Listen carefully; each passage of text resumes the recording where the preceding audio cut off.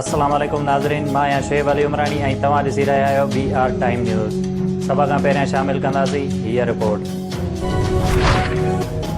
इमरान ख़ान खे गैर मुल्की धमकियुनि वारे ख़त जे पोयां नवाज़ शरीफ़ बि आहे। हुकूमत वज़ीर आज़म खे मिलियल धमकियुनि भरे ख़त में नवाज़ शरीफ़ जो बराह रास्त मुलविस हुअण जो इल्ज़ाम लॻाए छॾियो। वफ़ाक़ी वज़ीर असद उमर चयो त ख़त में लिखियल आहे त अगरि तहरीक अदम एतमाद नाकाम थिए थी ऐं इमरान ख़ान वज़ीर आज़म रहंदो त ख़ौफ़नाक नतीजा निकिरी सघनि था। ख़त जे मुताबिक़ सुठो हूंदो त इमरान ख़ान वज़ीर आज़म न रहे। मुस्लिम लीग नून जी रहनुमा मरियम नवाज़ चयो आहे त साबिक़ जाली वज़ीर आज़म तव्हां त सभ खां वॾा आलमी लीडर हुया। कॾहिं सऊदी अरब ऐं ईरान में सालसे, कॾहिं रूस यूक्रेन सालसे जी ॻाल्हि कंदो हुए। उहो अचानक छा थी वियो जो तव्हांजे ख़िलाफ़ साज़िश थी वई? तव्हां त मग़रिब जा चहेता हुयो। इक़्तिदार बीठो ॾिसी पाकिस्तान जी सलामतीअ सां न खेॾो। हुकूमत जो लेटर गेट स्कैंडल ते अपोज़िशन जे रहनुमानि जो रद्द अमल साम्हूं अची वियो। पीपल्स पार्टीअ जे चेयरमैन बिलावल भुट्टो ज़रदारी वज़ीर आज़म खे कूड़ो करार ॾेई छॾियो। ख़त साम्हूं आणण जो मुतालिबो करे छॾियो। शहबाज़ शरीफ़ वज़ीर आज़म खे ख़त पार्लियामेंट में आणण जो चैलेंज करे छॾियो। PDM सरबराह मौलाना फज़लुर रहमान तबसरो कयो त मक़रूज़नि में टुबियूं खाईंदड़ ॿेड़ीअ खे ज़रे बराबरि सहारो खपे। शाहिद खाकान अब्बासीअ चयो त सुभाणे ई पार्लियामेंट जो इन कैमरा इजलास घुराए ख़त साम्हूं रखो त आख़िर ख़बर पए त धमकी ॾियण जी जुरियत कहिड़े मुल्क कई। वज़ीर आज़म इमरान ख़ान खे धमकियुनि भरे ख़त खां यूरोपीय यूनियन लाइ इल्मु। सिक्योरिटी ज़रियनि जो आलमी साज़िश खां इनकार। वज़ारत ख़ारजा जी न तस्दीक न कुझु। वज़ीर आज़म इमरान ख़ान जलसे में ख़त ॾेखारे दावा कई हुई त उन जी हुकूमत खे रहण जी आलमी साज़िश थी रही आहे। उन खे धमकियुनि भरियो ख़त मिलियो आहे। वज़ीर आज़म इमरान ख़ान चयो त ख़त पाकिस्तान जे ख़िलाफ़ साज़िश आहे। ख़त चीफ जस्टिस पाकिस्तान सां शेयर करण जी पेशकश करे छॾी। पार्लियामेंट में ख़त उन लाइ पेश नथो करे सघिजे जो अपोज़िशन खे स्पीकर ते एतबार ई नाहे। वज़ीर आज़म इमरान ख़ान PTI जे क़ौमी असेंबलीअ जे मेंबरनि खे वज़ीर आज़म जे ख़िलाफ़ तहरीक अदम एतमाद ते वोटिंग जे इजलास में शिरकत खां रोके वरितो। फर्दन हिकु क़ौमी असेंबलीअ जे मेंबर खे ख़त लिखी चयो त को बि हुकूमती क़ौमी असेंबली मेंबर उन ॾींहुं इजलास में न वञे।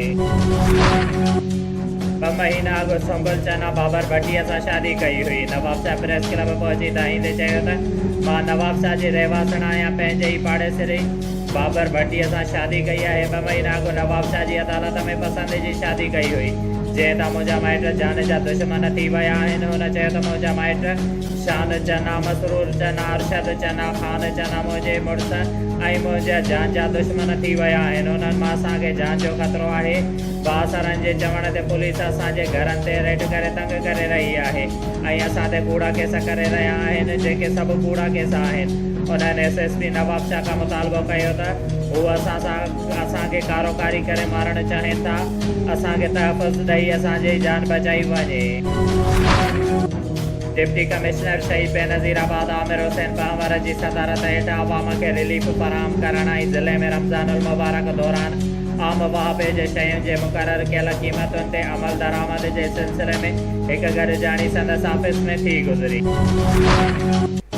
कुझु ॾींहं अॻु नवाब शाह जे मेन कचहरी रोड तां पुलिस शहर जे मशहूरु ट्रांसपोर्टर जान मोहम्मद मक्सीअ खे तशद्दुद तज़लील करे खंबे वई, जंहिं खां पोइ B section police 4 kilo 800 gram आला क्वालिटीअ जो हीरोइन केस दाख़िल करे छॾियो। B सेक्शन पुलिस ट्रांसपोर्टर जान मोहम्मद मक्सीअ खे नवाब शाह जो जुडिशनल मजिस्ट्रेट जो सज्जाद मक्सीअ जी अदालत में दहशतगर्द अंतवारी अदालत में पेश कयो। B सेक्शन पुलिस खे 8 ॾींहं जे रिमांड ते ॾिनो। अॼु ॿीहर दहशतगर्द अंतवारी अदालत में पेश कयो वियो, जिते खेसि 8 ॾींहं जे रिमांड ते जेल हवाले कयो वियो आहे ऐं जुडिशनल मजिस्ट्रेट खे 5 ॾींहं जे रिमांड ते जेल हवाले कयो आहे। जॾहिं त पेशीअ ते पहुतल जान मोहम्मद मक्सीअ जे दौरान काफ़ी तइदाद में मक्सी बिरादरीअ जा माण्हू पिणु पहुता। गुज़िरियल ॾींहुं दौड़ भरिसां ॻोठ अली हसन खोसो में मानी पचाइण वारे चुल्मा पोरियत मोहम्मद हाशिम खोसो जे कखान घरनि खे अचानक बाहि 2 मासूम सगा ॿाहिरि सड़ी फोत, 6 बकरियूं, 1 मोटरसाइकिल ऐं घरूलो सामान समेत अलॻि तलॻि सड़ी रख जो ढेर थी वियो। तोड़ भरसा मेराण नेशनल हाईवे ते ॻोठ अली हसन कोसो में पहुरियत मोहम्मद आशम कोसो जे घर खे मानी पचाइण वारे चुल्हे मां ओचितो बाहि लॻी वई, जंहिं सबबु घर में मौजूद ॿ सॻा मासूम ॿाहिरि 2 सालनि जो बिलावल कोसो, 1 साल जो रमज़ान मोहम्मद कोसो सड़ी फोत थी विया। 6 बकरियूं, 1 मोटरसाइकिल, रोक रक़म, हंध कटू समेत अलाव तलाव सड़ी रख जो ढेर थी वियो। 8 मोरी भरसा ॻोठ रईस तावला मेंगल में पहुरियत ख़ान बिरोहीअ जे घर खे अचानक बिजलीअ जे तारुनि मां बाहि लॻी वई। बाहि लॻण सबबु 7 छेला रोक रक़म, 1000 रुपया, सोना ज़ेवर, कुकड़, हंध बिस्तरा ऐं ॿियो सामान सड़ी राख थी वियो। ॻोठाणा पंहिंजी मदद पाण बाहि विसाए वधीक नुक़सान खां बचाए वरितो। पहुरियत ख़ान बिरोहीअ ॿुधाए त ओचितो बिजलीअ जे तारुनि मां घर खे बाहि लॻी वई। बाहि लॻण सबबु घर में पियल रोक रक़म 2.5 लख रुपया, 7 छेला, कुकड़ूं, हंध बिस्तरा, ॿियो सामान सड़ी रख थी वियो आहे। गर्भवती पंहिंजा सर बचाए ॿाहिरि निकिता। मुतासिर खुलियल आसमान हेठि बेयारो मददगार वेठल। शोएब अली उमराणी खे ॾींदा इजाज़त। वधीक ख़बरुनि ऐं अपडेट्स लाइ ॾिसंदा रहो BR टाइम न्यूज़।